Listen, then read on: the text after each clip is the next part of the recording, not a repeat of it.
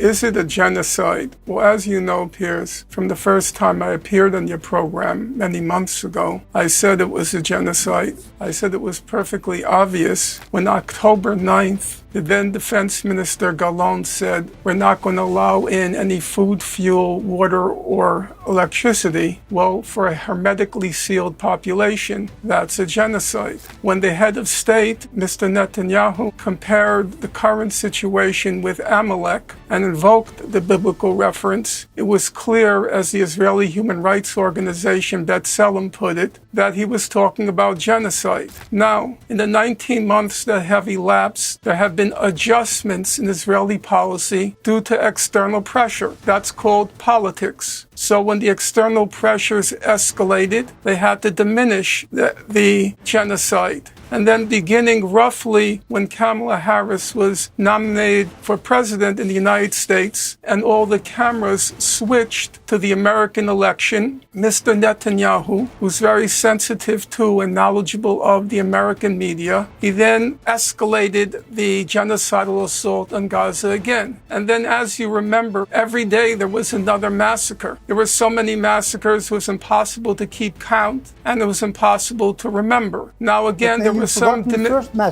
lessening. The first massacre, which was launched by Hamas. Okay, I've not forgotten it. Benny, you have to remember manners. I'll remember the massacres and you remember manners. I'm speaking now. So there were times when Israel, as I said, escalated the genocide and then diminished the genocide. Now, let's talk about the responsibility and the mindset. You've mentioned Mr. Smotrich. I mentioned Mr. Netanyahu. There was also several others whose names have constantly come up. Obviously, Defense Minister Gallant, who was indicted along with Prime Minister Netanyahu by the International Criminal Court. But it's not just the leadership. The most recent poll showed that fully one-half of Israeli Jews, we're talking now about the population, fully one-half of Israeli Jews believe that Israel should conduct a genocide in Gaza. That's what the poll result showed. 82%. That's a lie. That is a lie. 80, I know, Benny, everybody's lying. There's but never been a finish. poll about supporting genocide. Mr. This is nonsense. Benny, you're purveying lies. Okay, Benny. Is that poll, Norman? What is that? What is that poll? What is that poll, Norman? It seems a very important poll. That. The poll what is that poll you're referring to? If my memory is correct, it was a University of Pennsylvania poll. It was reported everywhere. Benny Morris knows about the poll. He's fully informed of the poll, but he's doing his job as an official Israeli propagandist. I have no job. I don't like this government. Benny, I'm not their spokesman. You've reduced yourself, Mr. Benny, you've reduced yourself to the level of a Holocaust denier. It's a real shame that you have sunk so low, but allow me to continue.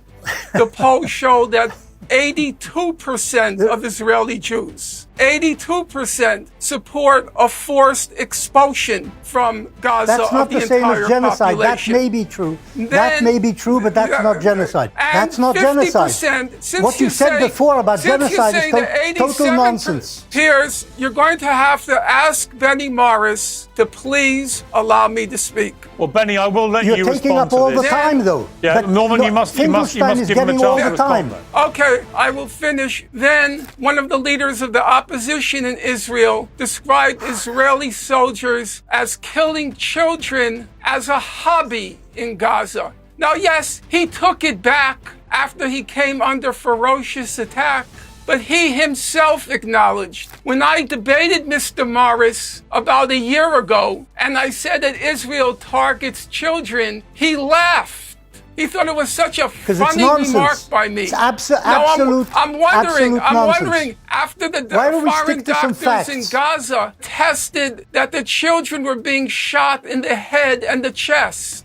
I think there's a misunderstanding about what's been happening since October 7th. Once October 7th happened, it was a crisis for Israel. About that, there's no dispute. But it was also viewed, as the cliche had it, it was also an opportunity. And the opportunity was to once and for all solve the Gaza question. Now, from day one, it was perfectly obvious that the goal of Israel was to solve the Gaza question through three methods. One, ethnic cleansing. Two, make Gaza unlivable. And three, mass killing, mass death and destruction.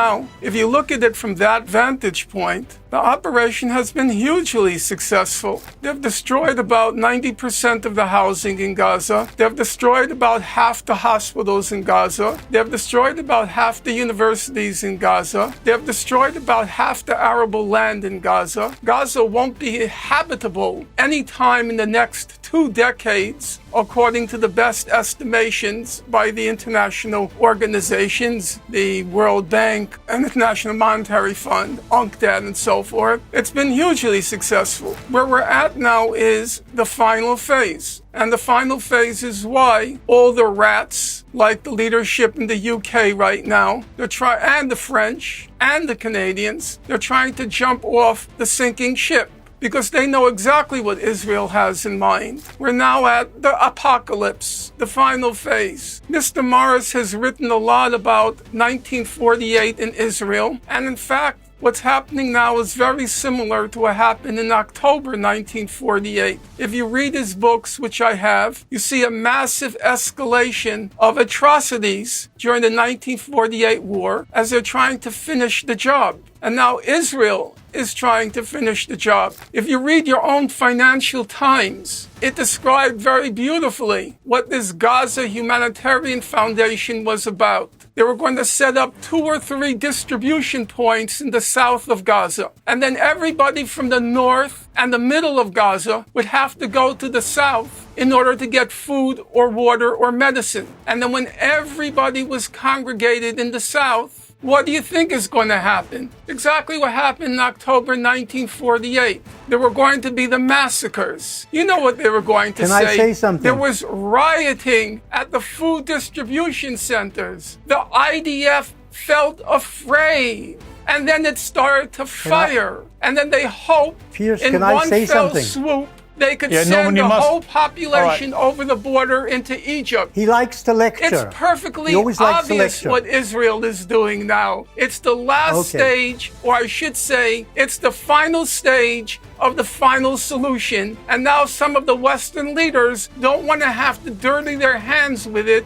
So suddenly people like Lamy are discovering that it's intolerable, the situation in Gaza. Guess what? It's been intolerable since October 8th. Okay, final word, very briefly, to you, Benny. Firstly, at the moment, there's discussions of a prisoner exchange and a ceasefire between Israel and the Hamas, which may work out and give the Hamas a breathing space of 60 days at least in which to reorganize and whatever. But the Israeli military plan, as far as it's been published, is to take over essentially 75% and maybe by the end 100% of the Gaza Strip and root out the Hamas, kill the Hamas people or get them to surrender and leave the territory, and to supply the Palestinian population in 3 centers, not just in the south, but also in the north, with humanitarian aid, if the Hamas will allow it to come through, because the Hamas have been taking most of the humanitarian aid Benny. And then selling it to merchants, and then selling it to merchants and making money with which they can hire new fighters. That's what the Hamas has been doing with the humanitarian aid. Okay, Benny, the truth is, when you launch a 3-month blockade of aid going in, when you know kids are starving, it's unconscionable. I don't care what you try and dress it. That's incorrect. There was a lot of food stores there for this period. Now they're reaching a stage at which there is famine, and Israel has begun. All right, I've got to leave it there. I'm sorry. I'm sorry, Norman. We've run out of time. The whole world is lying. The World Food Program except Norman Finkelstein. Except for Norman Finkelstein. Everybody's lying. UNICEF is lying. The whole world, which says there's a massive starvation verging on famine in Gaza. It's all made up. Well, one thing, listen, you don't have to be an expert. You don't have to be, Norman, you don't have to be an expert to know if you stop food going in sufficient quantities to a population that's already been at war since October 2023, and many of them are young kids. They're going to starve into death, and they will. Anyway, I've got to leave it there. Thank you both for a spirited debate. If the food doesn't arrive. Yeah, well, the food hasn't been arriving because there's been a blockade. We've got to leave it there. No, it started again now arriving. Well, that's very generous of Israel, isn't it? After 3 months of starving people. It's not thank a matter you all very of generosity. There's also international pressure. Yeah, 3 sure. months Well, the pressure's of starving 1 million children. Got to leave it there. 3 months of starving 1 million children. Got to leave it there.